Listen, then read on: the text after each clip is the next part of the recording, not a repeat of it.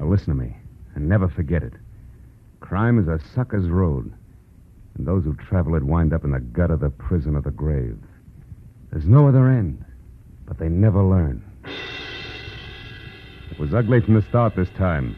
Vicious blackmail that mushroomed into murder, and all because a wild artist on a hilltop, a man in a wheelchair, and a red-haired manicurist were held too tight together by one small ebony link. From the pen of Raymond Chandler, outstanding author of mystery, comes his most famous character and crime's most deadly enemy as we present The Adventures of Philip Marlowe.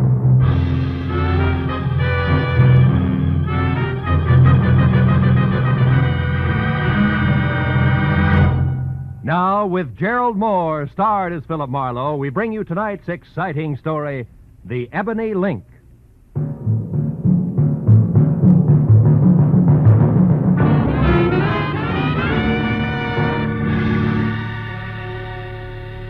I'd spent a dismal day tracking down another wise guy who thought he could see fast money over the sights of a .45, but who ended up like they all do.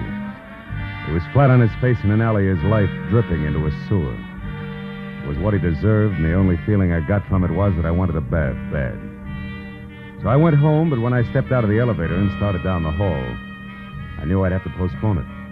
Because leaning on my doorbell was a redhead who looked very good from a distance. But she lost ground with every step I took.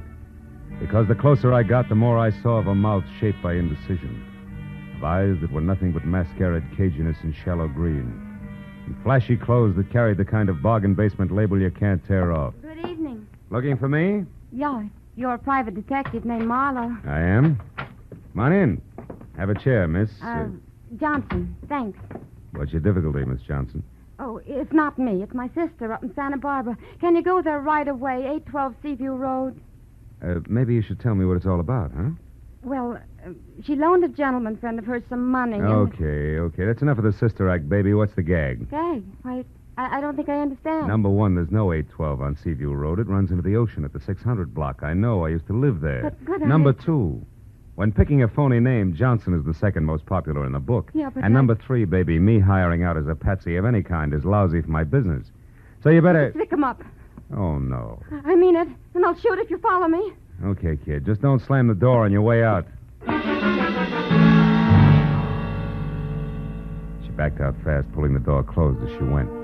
I gave her 5 seconds head start and then looked in time to see the top of her hat disappearing down the stairs.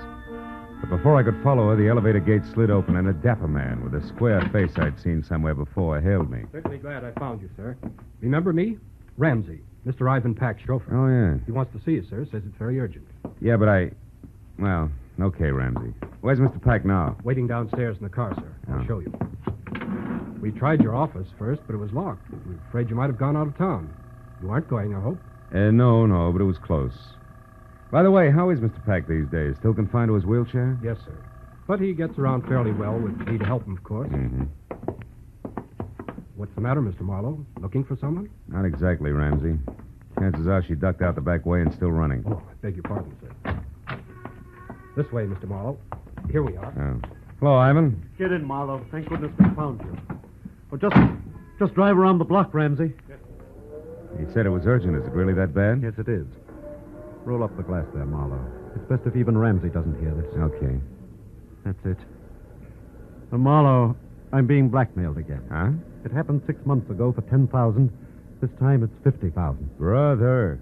What have they got on you, Ivan? What's the lever? The lever is that I happen to love my wife, Leona. That I happen to feel it's my duty as a husband to protect her reputation and shield her from heartbreak. I still don't get it. Marlowe, I tell you this because you're the only person I can trust. Leona spent a year in prison back east when she was a kid, but that's nothing to be ashamed of all your life. I know. Take it easy. I'm sorry.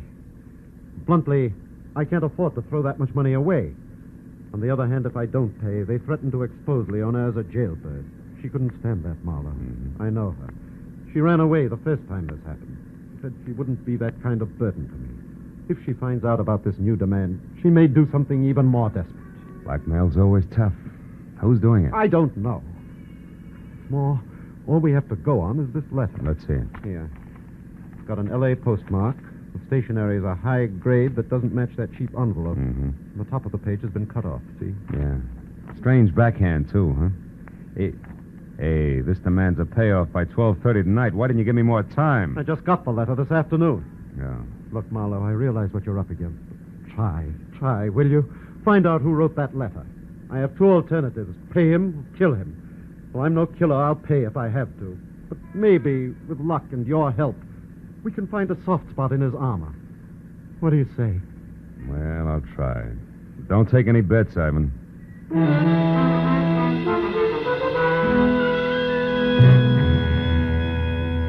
Ivan said he'd be in his office all night, then dropped me off at home where I got in my own car, pulled around a big gray sedan in the driveway, and hauled a small sample of the blackmail stationery into the police lab. There I got a break. The boys had it classified in 30 minutes, and after another 30, handed me the names of 2 business houses and 12 hotels in the city that used it. It's too many to check in the time allowed, so I called Ivan Pack and started down the list. He stopped me at the 4th hotel, which was the Beverly Crest, with the word that his wife Leona had spent a lot of time and money shopping in the hotel's exclusive arcade. So I drove out to the Beverly Crest, watching a big gray sedan in my rearview mirror most of the way. But in the hotel, I killed another hour drawing blanks, even to the writing room blotters. Until, on the way out, I got another break. The beauty shop was closing for the night, and inside, slipping a coat over her manicurist's uniform, was a redhead. The same redhead who had tried to sack-track me to Santa Barbara. I followed her out of the hotel, and when she got around to the back, I stopped her. What do you want? I got curious about your sister. I don't know what you're talking about. I don't have a sister, and I never saw you before in my life. That's wishful thinking, baby. You can talk here or over a desk at police headquarters, but you're going to talk. Now, which is it? Wait a minute, no cops. All right. Okay, Marlowe, sure. I'll talk. I got a sister in Santa Barbara, all right. She's a mermaid. She comes up once a year to fish for seagulls, and she wanted you to bait the hook. Come on. Straighten it out. You're smack in the middle of a lot of trouble, and it's getting deeper fast. Believe me. No, I'm not, wise guy. You're in the middle. In fact, you got trouble right behind you. Stop. Oh!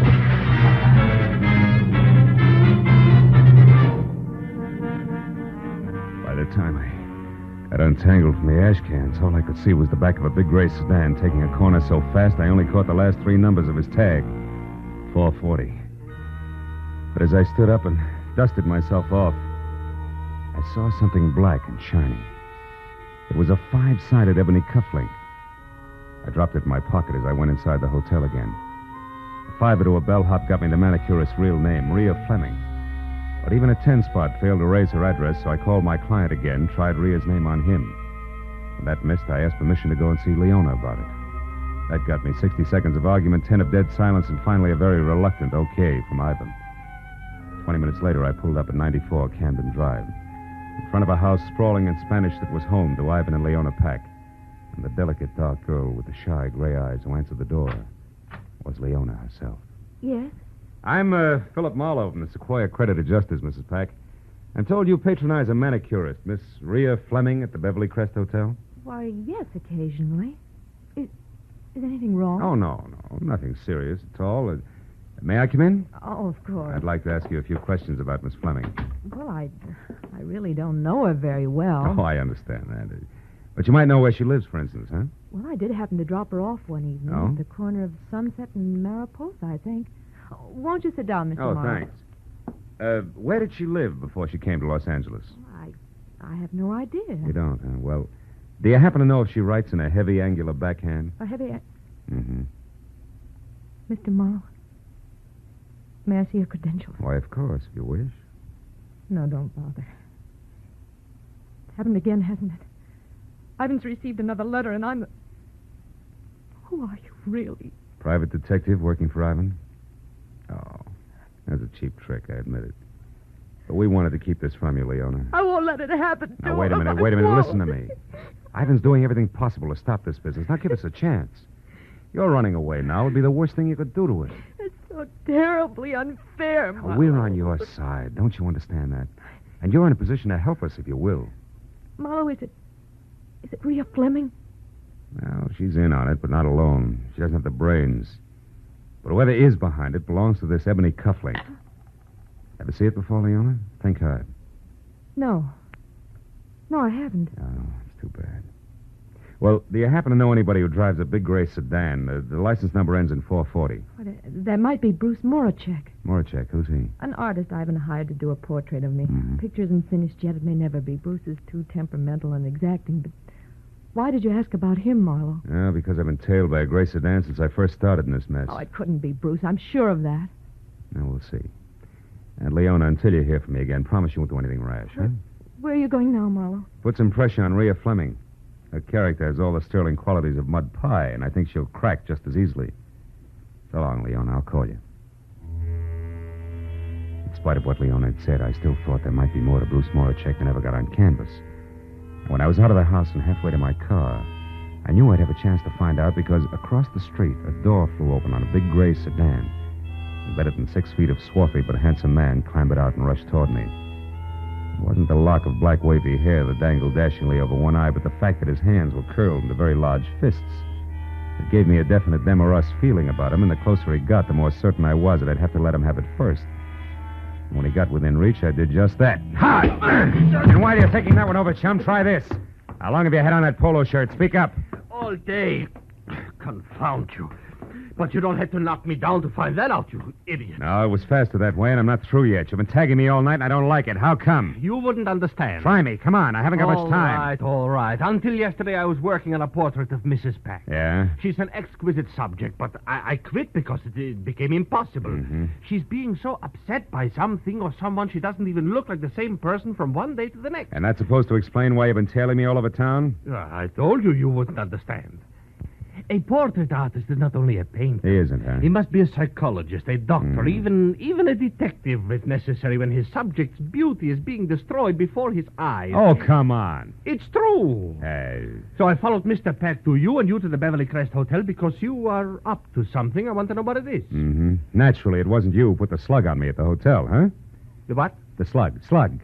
No. I saw you walk around to the back, but the time I got there, a car was driving off. I thought you were in it, so I tried to follow, but I lost it. Yeah? And then I came up here. Well, let me tell you something, Moracek, for your own good and your subjects. If you're on the level, go home, and if you're not on the level, brother, you better get out of town while you still can. Good night! I looked back just before I turned the corner, and Moracek was still standing where I'd left him. So I drove out to Sunset and down to Mariposa, where I parked, and started walking. And I was more than an hour ringing doorbells, interviewing kids, husbands, and homemakers, and running down false leads before I finally found the mailbox labeled Rhea Fleming, Rear, in a brown stucco 2 blocks south. I hacked my way through the underbrush hugging the front house to a converted guest cottage in the back numbered 8811. I didn't bother to knock. I just walked in. Hey, darling, I was beginning to think you'd never get... Milo, get out. Get out of here or I'll scream. I scream louder. Who's the boyfriend you're expecting, Rhea? I don't have a boyfriend. It wasn't your grandfather that piled me up at the hotel tonight, baby. It's your last chance. Who was it? I don't seem to recall the incident you refer to, Marlowe. Now, listen, jerk. You're in a rotten blackmailing game right up to your earrings. And what's more, your extortion letter went through the mail. Did you get that? That's a federal rap. You can't beat it. I'm going to see that you don't because I'm sick and tired of fooling with you. You're too stupid to realize when you're licked. Federal rap. I didn't know that, Marlowe. Who are you calling? Cops, of course. I'm through. I'm putting you out of circulation right now. No, wait. Don't do that. I'll tell you who's with me. Okay. It's... No, I can't. Rhea, come back here, you fool! No. Rhea! Holy smoke. Rhea, who was it? Who did this? Gee, I didn't figure it'd go this far. I just didn't realize. No, I guess you didn't, baby. One down and one to go.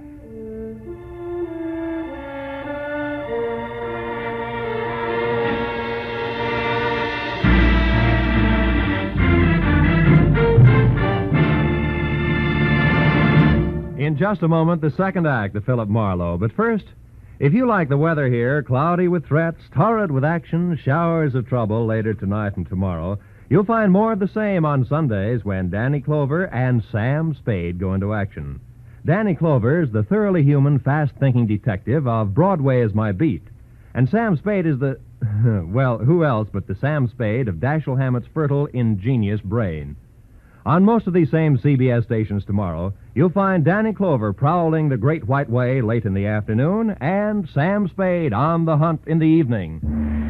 Now, with our star, Gerald Mohr, we return to the second act of Philip Marlowe and tonight's story, The Ebony Link.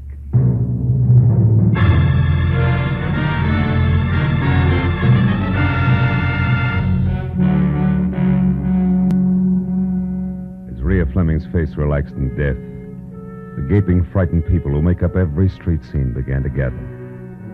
And as each newcomer timidly edged forward and then caught his breath at the sight of the dead girl, and in a small, tight voice asked whoever was standing next to him what had happened, only one thought kept running through my mind. Leona's blackmailer and the murderer of Rhea were one and the same. So leaving my card with an old, toothless biddy who demanded to know why I was running away before the police arrived, I piled into my car and headed for Ivan Pack's office on La Brea. I pulled to a stop just as the chauffeur named Ramsey darted out of the building and into the family limousine parked at the curb and pulled away fast. But since Pack was the man I wanted to see, I dismissed the thought of a not-so-merry chase, went to the door and knocked. 5 minutes went by before my client wheeled himself out of an inner cubbyhole and opened up. And another 5 while I brought him up to date, blow by blow, the redhead's violent death included. Murdered Marlowe? Yeah. And for my money, the noose fits whoever she's working for, who was also the party that dropped me in the alley behind the Beverly Crest Hotel, and this Ebony cufflink in doing it. Ever see it before? Why, no, I haven't. You sure, Ivan? Sure it wasn't once holding a lot of fancy shirt together for one Mr. Moracek, maybe? Bruce? Well, why him, Marlowe? Because he's been tagging me all night. Say, tell me, Ivan, how well do you know him?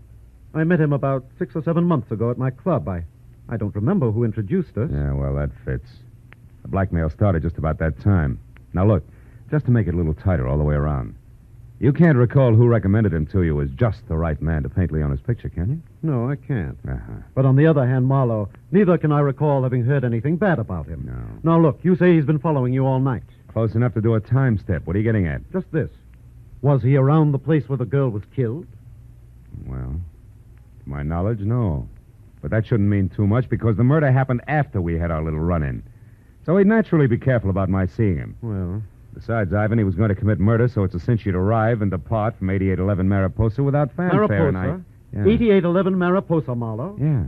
But that's the address I just saw on a slip of paper in Ramsey's desk. There was a phone number, too. Wait a minute. Your chauffeur has Rhea Fleming's address? Yes. Here, get hold of my wheelchair. Sure. It's that far desk there, just inside that partition. You know, Ivan, when I pulled up outside here, I saw Ramsey leave. You know where he was going? Yes, he was going to dinner. Unless he hasn't eaten in 5 years, I don't think that's where he was going. He lurched from the curb like it was on fire. Here you are, Marlowe. The top drawer on the right. Toward the back. I see it. Yeah. 8811 Mariposa, all right. Phone number and nothing else except this. What did you find, Marlowe? A cufflink, Ivan, twin to the one in my pocket. And maybe a murderer who isn't named Moracek. You mean Ramsey? Yeah. Oh, no, that couldn't be. Why not? Ramsey's been here with me for the past 2 hours. So you mustn't discount Moracek or anyone else just because of this cufflink and the address. Well, in that case, no. But I can include Ramsey along with the late Miss Fleming as at least one accomplice on what's fast getting to be a very elaborate setup. Ivan, do you know where Moracek lives? Yes, at his studio. Lookout Mountain Road, just off Laurel Canyon Boulevard. Laurel Canyon. Well, I don't know the exact address, but you ought to be able to get that from Leona. Yeah. Well, I'll get in touch with you later, Ivan.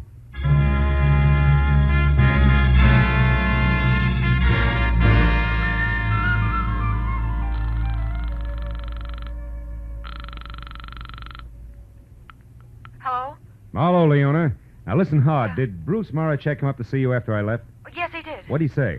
Well, only that he'd collided with you on the stairs and that he wanted to know who you were, what business you had with me. Did you tell him? Of course not. I wouldn't tell anybody anything about this. He didn't like that, huh? No, as a matter of fact, that's the reason he went home. Right away? Within 5 minutes. Yeah. He said he was going back to his studio and would be there all night if I needed any protection. But why? Is it because of something you found out at Rhea's place? No, it runs the other way. It's what I didn't find out. She was murdered, Leona. She would... Rhea? Who could have done it, Phil?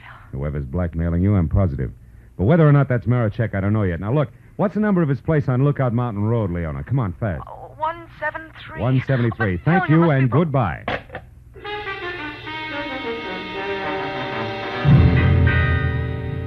I was 20 minutes wriggling through the thick Hollywood traffic to Laurel Canyon, then another 10 climbing Lookout Mountain Road, which was an abrupt spiral of macadam that belonged in the Alps. So when I parked away from the bay window with roof that was numbered 173 and started up through the junior jungle that led to the front door, it was exactly 10 o'clock. And considering the zest of my last meeting with the artist, a good time for me to be careful. So when I knocked on the heavy oak that showed splashes of yellow at the threshold, I did it with the barrel of my .38. When I got no answer, I tried again, louder. It was then that Moracek replied, but not as I had expected, because he was behind me. And his greeting was a fist the size of a cannonball coming at the side of my head. Fast! Oh! And now, Marlowe, I'll take your gun here. And if I have to use it, I will. No doubt. It worked before. Huh? What are you talking about? Come on, Buster, get off it. You act like a paint. Let's not waste each other's time. All right. Then inside, Marlowe, where we can get to the point fast and in privacy. Go on. All right. The door is not locked, detective. I don't know what you want here, but I'm going to find out, believe me. You can skip the thumb screws, Rembrandt. I'll make it very plain for you. I want to know why you think you can get away with a doubleheader like blackmailing Leona and murdering your own accomplice. Any comment? Yes, you're either stupid or a raving maniac. Now listen, Marlowe. No, Moracek. you listen to me. Leona Peck is a good friend of mine, Marlowe. I'm very fond of her. I'm not going to stand here and be accused of blackmailing her. And I suppose that talk of murder at 8811 Mariposa also offends, huh? It does. And until you mentioned it, Marlowe, I didn't even know Leona's trouble was blackmail.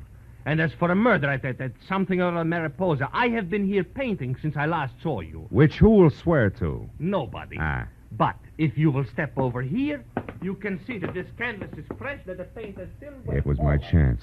The second he got in front of his canvas, he forgot he was holding my .38 in his hand. And as he talked, he pointed with the barrel like it was a paintbrush. When I was close to him and my right foot was against one leg of the easel, the time was right. Marlowe, are you satisfied? Not quite! Mr. Mullercheck. Now, since I'll also use this gun if I have to, get up. Oh, now Stand look over what there you against did. that wall. Come on. You're going to get a chance to tell that story again, Bruce boy, but this time to the police. And I... Hey, Mullercheck. What? That painting there.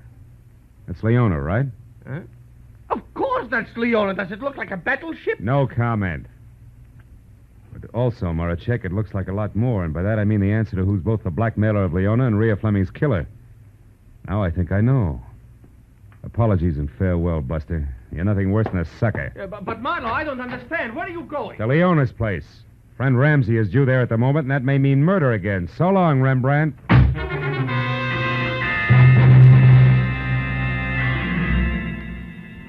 Once I was off the mountain, back onto Laurel Canyon, then over to Sunset, and pointed toward Beverly Hills and Leona's house on Camden Drive. I kept my right foot heavy on the accelerator and my mind working just as fast. Because no matter which way I added things, I was still basing a lot on a little, and a few important points shy of figuring the whole deal. And 5 minutes later, when I was parked and walking toward the door of number 94, nothing was any clearer. But then, it didn't seem to matter because when I glanced in a side window as I reached for the doorbell, I saw Leona sitting alone on the edge of the couch like it was going to blow up any minute. Her face, which was frozen in the half-crazed expression of the condemned man watching his executioner sharpen an axe, told me that Brother Ramsey was already present, and probably out of my view with at least a gun in his hand. But since I'd gone this far in what I knew to be a very sorry case, I decided to play it chin out and hand tight over 38 in pocket. Who is it? It's me, Leona Marlowe. Oh, 1 minute, Marlowe. I look a sight. Not a bad one, though. Alone? Yes. Yes, come in, won't you? I've been expecting you. Yeah. Well, I just left Moracek, Leona. I was wrong about him, being your blackmailer, I mean. Of course you were. That's what I tried to tell you on the phone, Phil. What finally convinced you? A picture. You mind if I sit down? I've been doing a lot of running around tonight. Oh, of course. What picture, Phil? Oh, the one he did of you. I can't say much for it, though. No, it isn't too good, is it? Mm-mm. But... How'd it tell me the boy genius, wasn't it? Yes, I'm interested. Oh, you should be, Leona. It was the blouse you had on, remember? A white one with cufflinks. Cufflinks? Mm-hmm. Ebony ones, like this. One I showed you when I was here earlier. One you said you didn't recognize. The one out of the set you must have given Ramsey as a present after Bruce Moracek was through painting your picture. The one that says the blackmailer of Mr. Ivan Pack is you, Mrs. Ivan Pack. No. And you killed Rhea Fleming, too. No, you're wrong, Marlowe. Why would I kill Rhea? For the same reason you denied recognizing the cufflink. You didn't want me to get to Ramsey, so no, you you're killed wrong. Rhea before she could name him No, when I was I at the didn't cottage. kill her. And then you still couldn't get me to Ramsey because if I pressured him enough, I'd have to find out his game was cutting in on you. Because he knew you were blackmailing yourself. I heard enough. You're smart, Marlowe, very smart. But how do you think you're going to prove all this? How? Answer me. All right. Ramsey figured you killed his girlfriend, Rhea. We sent him flying up here from Ivan's office. No, Give I the man a didn't bigger kill her. cut, or maybe all of the 50 grand. I don't Now know that you've anything graduated about from it. blackmail to murder, I've been waiting and watching for You're him to make a wrong, move. Marlowe, you're But wrong. since he hasn't, Leona, he must be dead. Here, in this house, he isn't, probably in no. this room. And that, No, Mrs. Pack, he's you won't be able to not. explain away. Now, where is he? Where, Leona? No.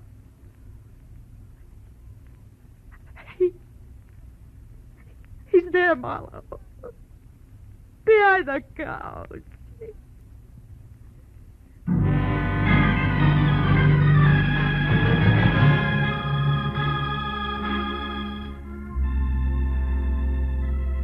I called Ivan Pack and told him he wouldn't have to pay the blackmail money and why. There was a long silence before he said goodbye, and I went to police headquarters where an uncomfortable hour and a half went by before homicide was satisfied and Leon had signed a complete confession. So by the time I got over to my client's office on La Brea, where I knew I had to go, it was almost 12:30, the hour originally set for the payoff. When I was inside and sitting next to the man in the wheelchair whose watered eyes never left my face, it was exactly that, straight up and down. A little clock in the corner of the room said so.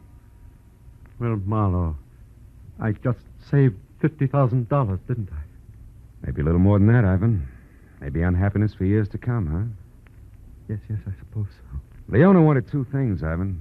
Your dough and Bruce Mohr a check. She didn't get either one. The $10,000 you paid the first time and the money she was going to get tonight would be a bait to catch a starving artist. But I was wrong about him. He wasn't interested, except as an artist.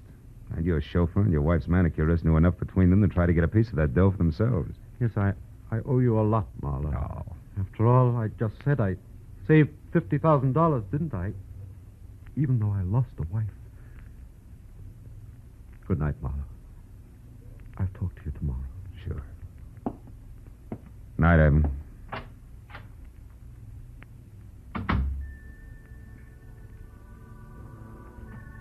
Outside, the night air was clear, almost cold. Felt good against my face, so when I got to where my car was parked, I didn't get in right away, but stood next to it. Thought about Ivan Pack, two people he trusted most, his wife and his chauffeur. One already dead, the other soon would be. I reached into my pocket for a cigarette and came out and stayed with the cufflink. The ebony cufflink. Jet black, clear through. I dropped it into the gutter where it belongs, then got into my car and went home.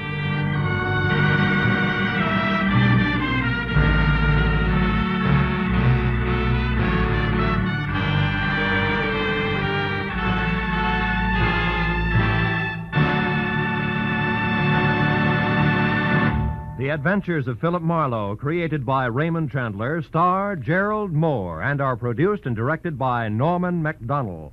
Script is by Mel Donnelly, Robert Mitchell, and Gene Levitt. Featured in the cast were Edgar Barrier, Gene Bates, Larry Dobkin, Georgia Ellis, and Ron Brogan. The special music is by Richard O'Runt. Be sure and be with us again next week when Philip Marlowe says... I was hired to find a thief, and I did. 1,000 miles from home. But first I found a hammy Othello, a lush with a Luger, and a fresh corpse in the closet. All because the only woman in sight wouldn't play fair.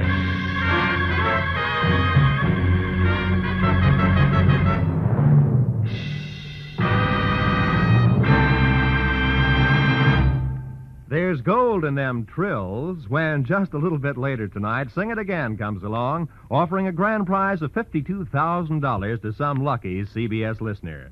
Phone calls will be going out to listeners from coast to coast asking for answers to the merry, tuneful riddle songs, which, if you solve one correctly, gives you a chance at the fabulous Phantom Voice Award.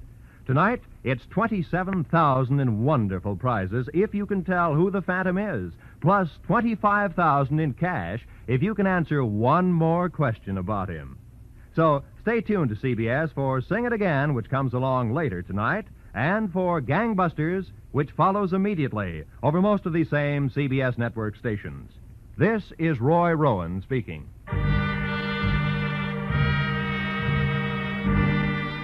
This is CBS, the Columbia Broadcasting System.